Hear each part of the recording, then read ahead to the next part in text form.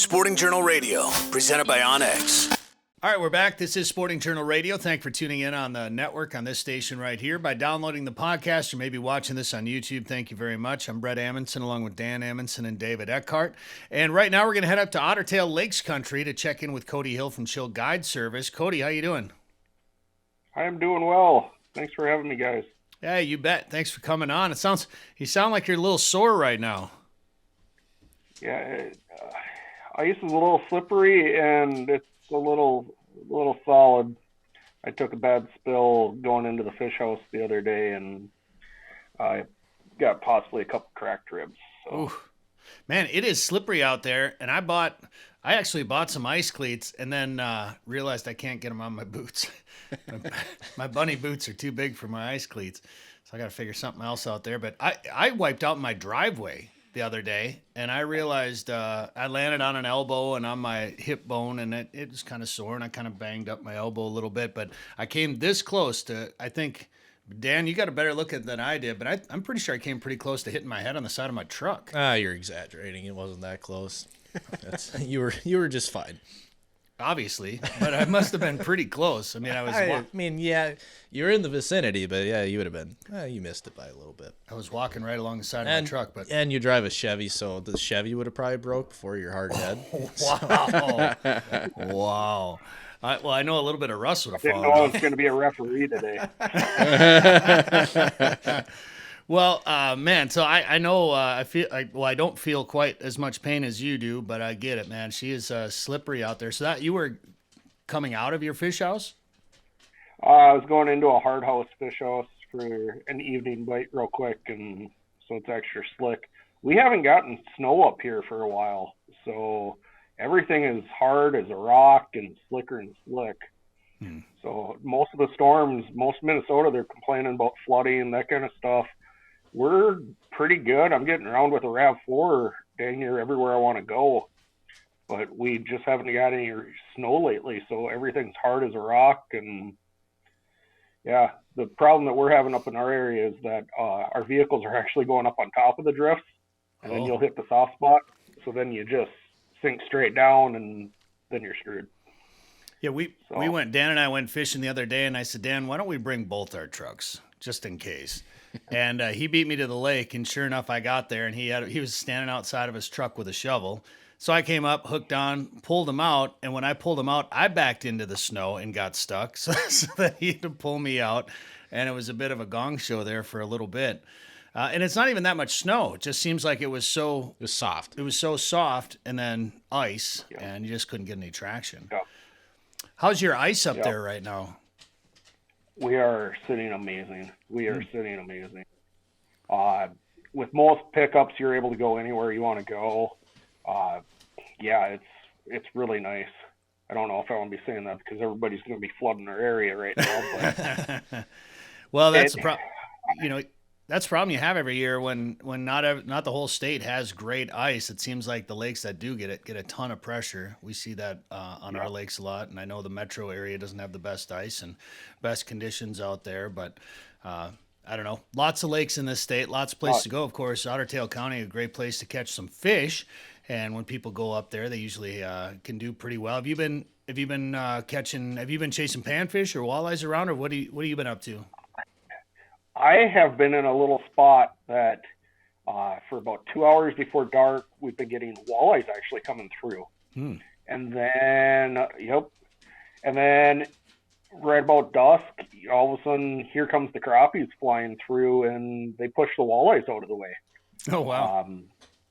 It's been really unique.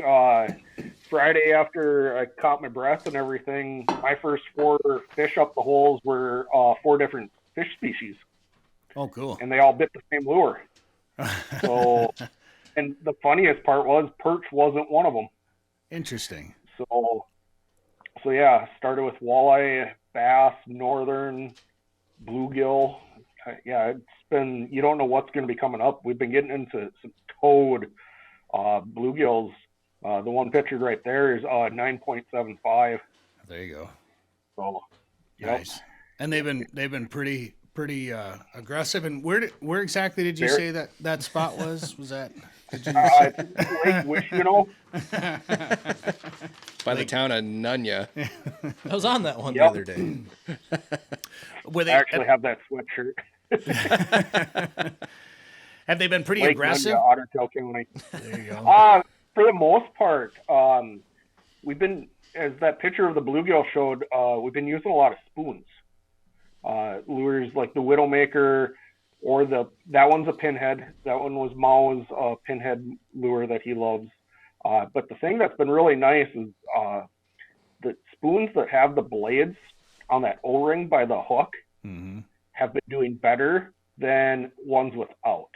Interesting. And the only thing that we can think of is that they come flying in curious, and then you start doing your twitching, tipping it with waxworms or in a minnow head, and those little blades make the little fine flutters, and it entices them to come in and attack. So that's kind of changing the action just a little bit. Yep. Yeah. You think, it's been a really amazing bite. Do you think that's making a little bit of noise in there then too? Maybe almost kind of like a little Yep. light rattle? Yep, that's 100% what I'm thinking. And even when we don't have anything on the graph, we've been pounding bottom like eel pout fishing, and that's brought in a lot of our walleyes.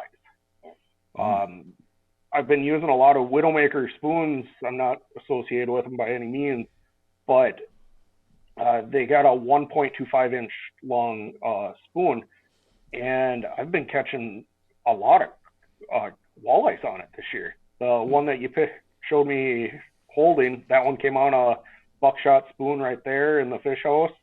That one there was like 11 o'clock in the morning, and I had a high mark. I thought it was a northern actually coming into our hole, chasing our bluegills around, and he smoked it. And that one was on just a plain spoon, no bait on the hooks even. Wow. I know. Just when you think walleyes are hard to catch, and then you Yeah. hear about a midday walleye. The problem is that was with 3 pound test. Oh, really? Yeah. So fishing for fishing for bluegills with the live scope hole down the hole. So, yeah, everything was set against me on getting that fish up the hole, and it came up. But they've been slamming the spoons. I'm a die-hard tungsten jig guy, jigging in plastic, tip with a waxy. I've gotten out a little bit deeper, and I've actually had better luck with the spoons this year. Able to get down a little bit faster, stay on those schools, and I've actually had better luck this year on spoons. I'm actually surprised.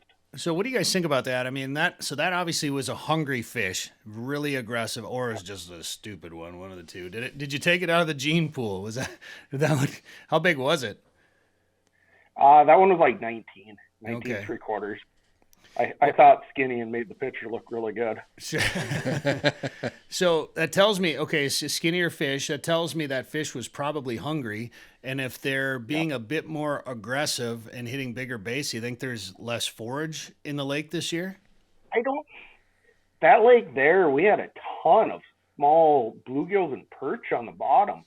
But I think we were in like 24, 26 feet of water in that spot. I only caught it like 10 feet down. So I don't know if they were coming off the shallows and just didn't drop down quick to be suspended. I don't know, but I actually thought it was a northern. We had a boat. At one time, I had 3 on the live scope chasing us around, and it shut down all our bluegills and crappies.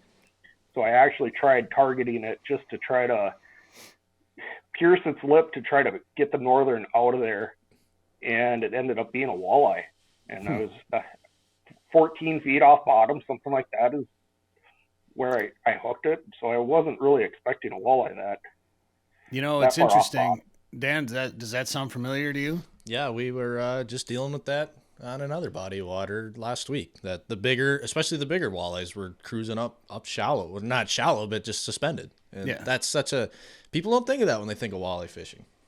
Yeah, and we fished for 2 days and never saw it, but we were told right before we got there that I think it was a 19.5-inch walleye. Yep. Got caught in 8 feet of water. It was 30 feet of water. It was a lake, but 8 feet down. 8 feet down, same kind of deal. You showed one picture of us in a hard house. That was from Sunday night. That fish was only 10 feet down and 33 feet of water. Oh, interesting. We saw something weird we had 2 live scopes in the fish house, and I saw something up high and it looked big. So the other guy reeled up and it came over to him and he hooked it instantly. And I think he was only like 10 or 12 feet down. And I know he was over 20 feet off bottom. So I don't know if they're out chasing tulipies already and they just happen to be up that high. That night we did have a few schools up off bottom. And that was the part that I thought was kind of weird. Most of my schools of bait fish have been really close to bottom. They'll be 10, 15 feet tall, whatever. You know how the schools always fluctuate. But these schools were actually off of bottom, suspended. So I don't know if if there's a bug hatch going on.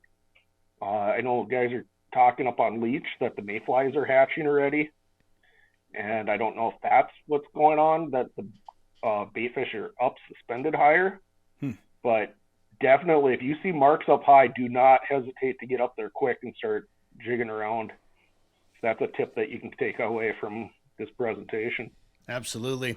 All right, Cody. Well, if people want to get into one of your houses and get on a guided trip with you up there in Otter Tail Lakes Country, what should they do? I offer day trips out of Portable Eskimos. You can find me on Facebook. chillguideservice.com is my website.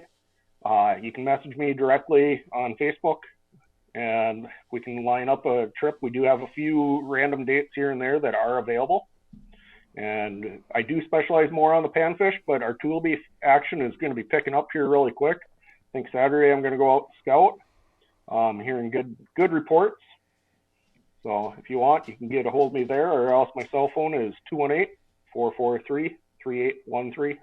Very good. Cody, thank you very much. Thank you guys for having me. Hear more at sportingjournalradio.com or wherever you get podcasts. Looking for winter adventure? Might as well pick a place with over 1,000 lakes. Otter Tail County, Minnesota is in the middle of everywhere, offers a simpler pace, and has something for everyone. Find your inner otter at OtterTailLakesCountry.com.